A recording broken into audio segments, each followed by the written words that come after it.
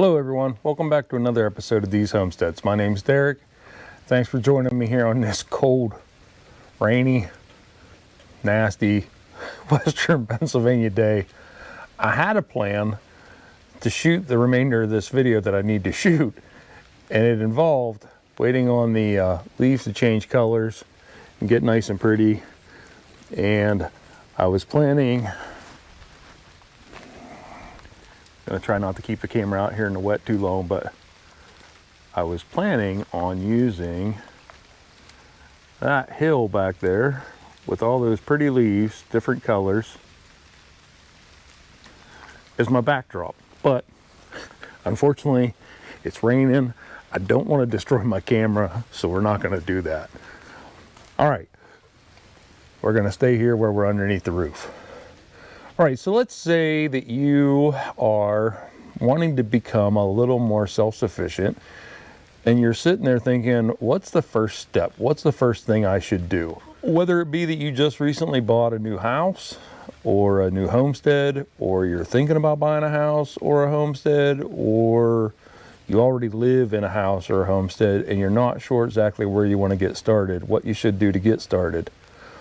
Well, recently, while at the Homesteaders of America conference, I had a chance to sit down with Matt from Stark Brothers Nursery and do a quick little interview slash just discussion. Is pretty much what we had. We just had a discussion on what they can do for you as far as helping you plan out and make sure you're getting the right things and planting them at the right time and stuff like that. So he has a lot of good information that he gave out in a short period of time, so we'll go to that now. All right, hey, so since we're talking about one of the first things you want to do on your homestead whenever you get a homestead, I'm here with Matt from Stark Brothers Nurseries. Hello. You can find them online. They sell all sorts of fruit trees, bushes, all sorts of other Berry stuff. plants, nut trees, garden plants. Pretty much everything you could possibly be looking for. So I'll let you talk a little bit here about what you think and why you feel the first thing you should do when you get a new property or a new homestead or whatever. Sure. As far as like planting bushes and berries and fruits and stuff. Yeah, so obviously the old phrase goes like the best time to plant a tree was 20 years ago. Yeah. The second best time is now. Right. And so fruit trees, apple trees, pears, peaches, they usually take 3 to 5 years to really get going and start to bear fruit. Nut trees can take 10 or 15 years. And so when you first move into your new property, if you're trying to think ahead, getting your fruit trees in early, just the sooner you get it, the sooner you're going to start bearing fruit and being more self-reliant. So, right. Fruit trees are definitely one of the first things most homesteaders like to consider. Okay, and what are some of the advantages to getting like from Stark Brothers? So Stark Brothers, we've been around for over 200 years, so we've got a long history of experience selling fruit trees. We sell them all across the country. We do pretty much everything online these days. For years and years and years, we were mail order catalog. We have some very unique varieties that you can't get in local nurseries. Okay. We have a 1-year guarantee. So if for whatever reason, if you're not happy or the plant doesn't make it for 1 year, we'll replace that tree or give you your money back. We have a wealth of knowledge on our website about how to pick the right trees, getting pollination requirements, planting distances from each other, helping you decide whether you want dwarf trees or semi-dwarf or full-size standard trees. Like I said, the pollination partners. And then once the tree gets a little bit more mature, we've got a ton of information to help you manage pests, when is the right time to spray, pruning, making sure you're getting good airflow and good shape for the trees. So we like to not just sell you the tree and then have you move on. Right. We want to grow like this journey with you. Yeah. And so we have a ton of information to help you be successful through the years. I was going to say, and something that I didn't know is you guys actually have a YouTube channel.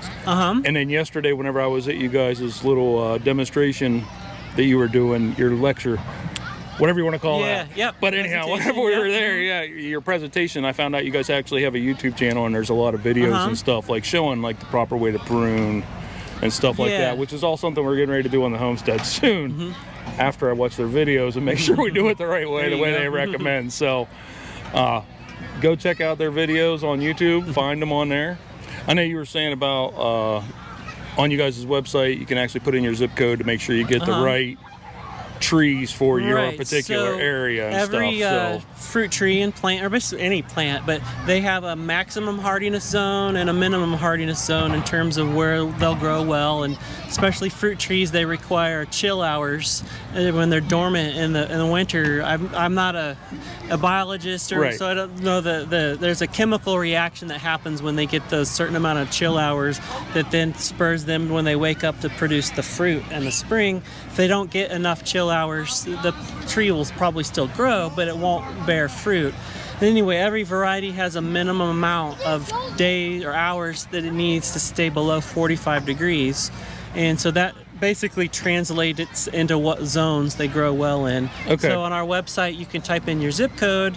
It'll tell you what your hardiness zone is, and then it will automatically filter in the database and look for the plants that meet your zone requirements, and then give a little check mark. Okay. So if you live in Georgia, you have fewer chill hours because it doesn't get as cold, and there are certain varieties that can handle lower chill hours, and the ones that require more chill hours, it will not recommend those to you. So it'll help you ensure you pick good plants for your zone. Okay. There's a long-winded way to say that. Yeah, no, I understand what you're saying. Now, like a problem that I noticed that I've had the past couple years on my property is like my trees will start blossoming out. Like we'll get that really nice warm weather early in the spring.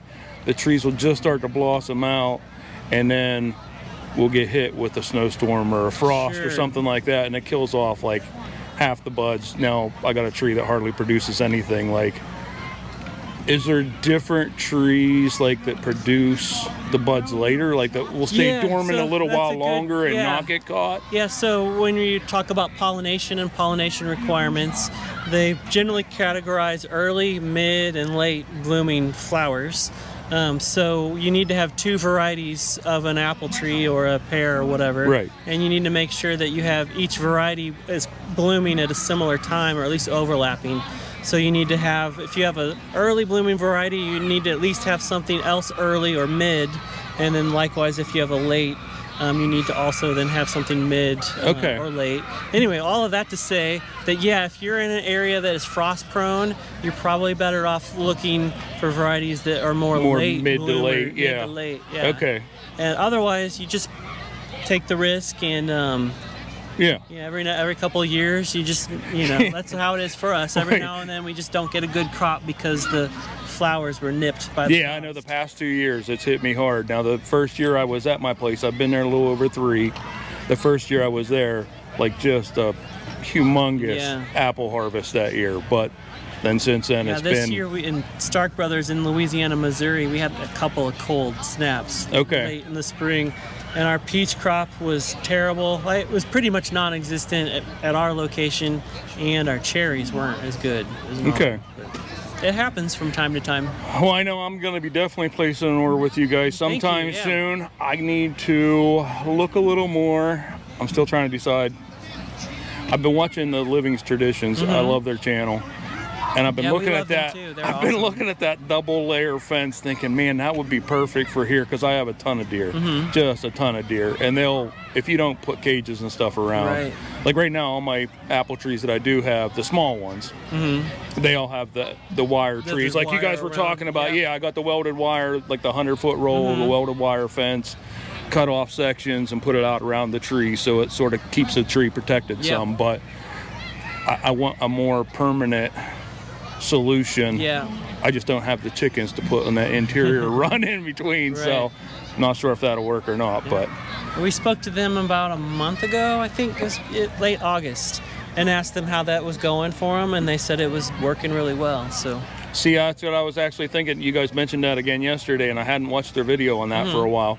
But I was actually sitting there thinking, man, I could put my garden in there too, and that would solve that issue of keeping the deer out of the garden, because right now the deer just decimate my garden every year. So Stark Brothers, we use tall, like I don't know exactly. I think they're about 9 or 10 feet tall. I mean, they're much taller than I am. Okay. And we use those around the young nurseries or smaller orchards. Okay. We have a couple of trees here and there. They'll pretty much do what you did with like the welding, like I don't know, it's concrete rebar wire or whatever it's called, but. make a big giant, almost like a tomato cage around it.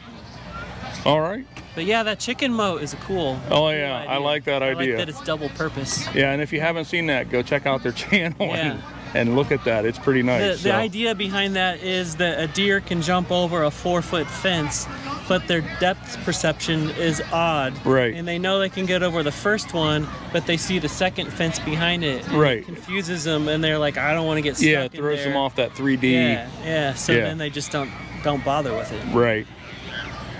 Okay, well, hey, Cool, thank yeah. you for taking Nice the time chatting with with us you. today. Yeah. And like I said, I'll be getting with you guys here and placing an order hopefully sometime soon. When's the best time to plant? Best time to plant is always, it's a popular question. I would say it kind of depends on where you're at.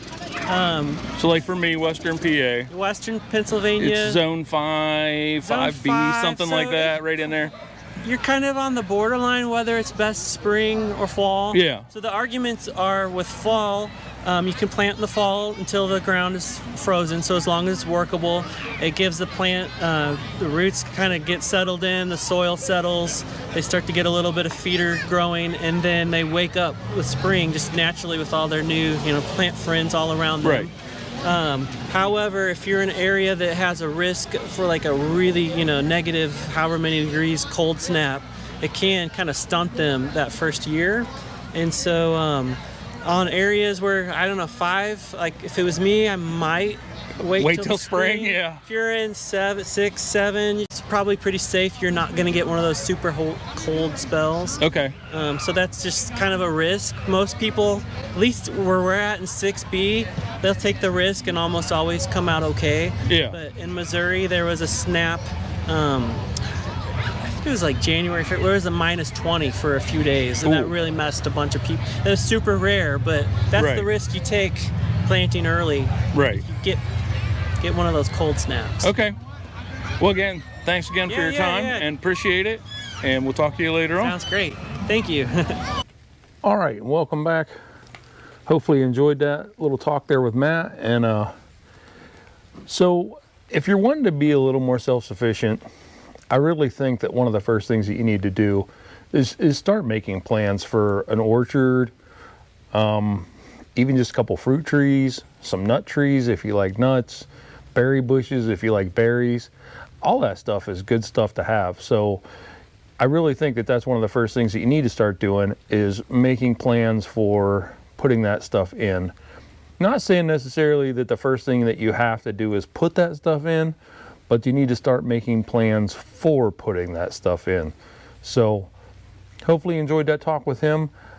I'm hoping to start getting a little more into doing some informational videos like that where we're meeting up with vendors and stuff and doing some talking and everything and some discussions on benefits of doing different things to be a little more self-sufficient and less, how do you want to say that, less dependent on the big corporations to give you the food and stuff that you need. And I know that a lot of people say, oh, but Derek, I can go to the store and I can buy a tomato for whatever. I don't even know what they cost in a store, but $1 or whatever. Why would I want to worry about planting the tomato plant? Or why would I want to worry about planting an apple tree whenever I can go to the store and buy a 5-pound bag of apples for a couple bucks? Well, the taste is totally different between all those. And just the fact of knowing that you grew it yourself is just great. And with all the shortages we've been having on everything, like, there's no guarantee that you're going to go to the store and find that 5-pound bag of apples or tomatoes or whatever. There's no guarantee that it's going to be there. So if you're a little less dependent on big corporations and you're doing a little bit more stuff for yourself, sort of like our grandparents used to do, I just think you're in a better spot. So, all right. Hey, listen, if you like this kind of content, please hit that like button, click subscribe, share this video with your friends, and I hope to see you back for another episode. All right. Have a good day.